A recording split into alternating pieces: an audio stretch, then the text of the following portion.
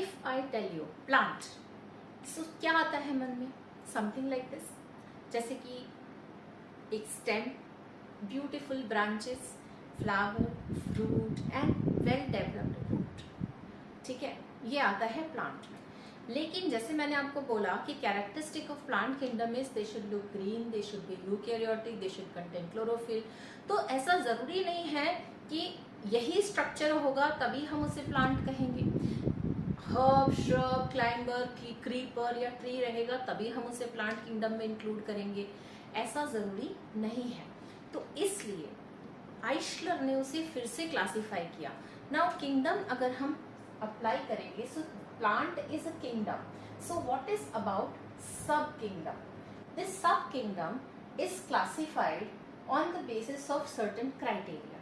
Now sub-kingdom में ऐसा कहा गया कि plant जो है वो well defined structure में है कि नहीं है। अगर well defined structure से मेरा मतलब है कि whether it is classified on the basis of root, shoot, stem, leaves, flowers and fruits, ये ऐसे फॉर्म में है या फिर ऐसे फॉर्म में नहीं है। So on the basis of this, it is classified into two sub-kingdoms. One sub-kingdom is called as Cryptogams. Now it is hidden. Crypto का मतलब होता है हिडन, गैम्स मतलब gametes. Gametes are hidden, so they are called as cryptogams.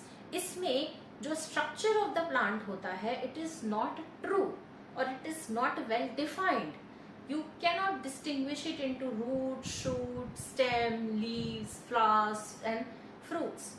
And seeds are not present in fruits. So they are cryptogams. Gametes are hidden. Now second sub-kingdom is Fenerogams. Fenero means flower. That means here the plants are clear-cut distinguished into fruit, shoot, flower, fruits, leaves.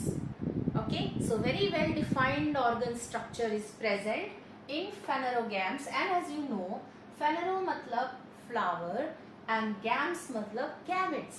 That means gametes are present in the form of flowers. So in short, sub-kingdoms, here hidden gametes, here gametes and flowers.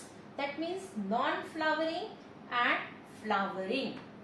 That defines the sub-kingdom, the very first criteria of distinguishing it. Now we come to division, how divisions are classified in it. Now divisions are classified on the basis of very specific characteristic, and that is system of transport. You know what is the system of transport in plants? The system for transportation in plants is the presence of vascular bundles. In vascular bundles, we have two types of tissues, xylem and phloem. Okay, xylem transports for water and phloem for food and nutrition. So, if well defined vascular bundles are present or not, that is distinguishing the division of these sub-kingdoms. The cryptogams are distinguished on the basis of the presence of vascular bundle. The very first division is Thyrophytes. अभी मैं आपको बताऊंगी कि इसका मतलब क्या है। Thallus, thallo means plate, a very flat plate. That is called as thallo. Okay, so Thyrophytes are the plant which cannot be distinguished into root, shoot, stem, leaves, flowers, etc. But their structure is something like this, and it is very flat structure. You can see you have very small root-like structures which absorb nutrition. These Thyrophytes are mostly including all kind of aquatic plants, mostly algae. Sometimes they are present in association with fungi and called as lichens. So all aquatic plants are included in Thyrophytes. There is no vascular bundle. Vascular bundle is absent, and they are having a U-shaped or horseshoe shaped chlorophyll or chloroplast, eukaryotic cells.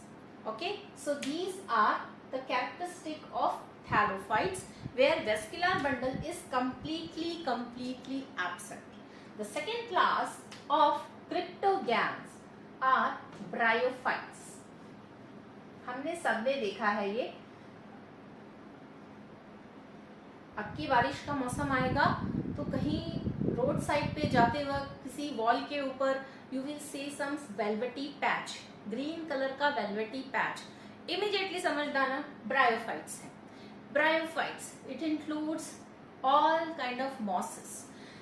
Now bryophytes, the characteristic is they do not have vascular bundle at all, okay, but they are having rhizoids. So rhizoids is also called as false root. These false root like structure, something like this, is present in bryophytes.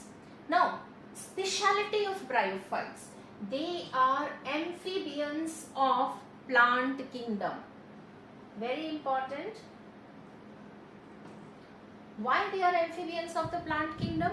Because usually they grow in moist and on moist land where water is in ample amount, but for reproduction they require water. Okay, for growth they don't require much amount of water, just humid and wet land is enough for them to grow. But when reproduction comes, they require water. Okay, they produce capsule. This capsule dehiscence and spores are released. So Thyrophytes, they reproduce by spores. Similarly, Bryophytes also reproduce by spores. The next class of Cryptogam is Peridotophytes.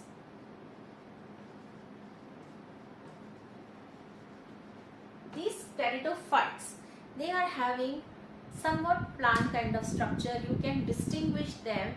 They are not branched. You can see they have root-like structure which is called rhizoid.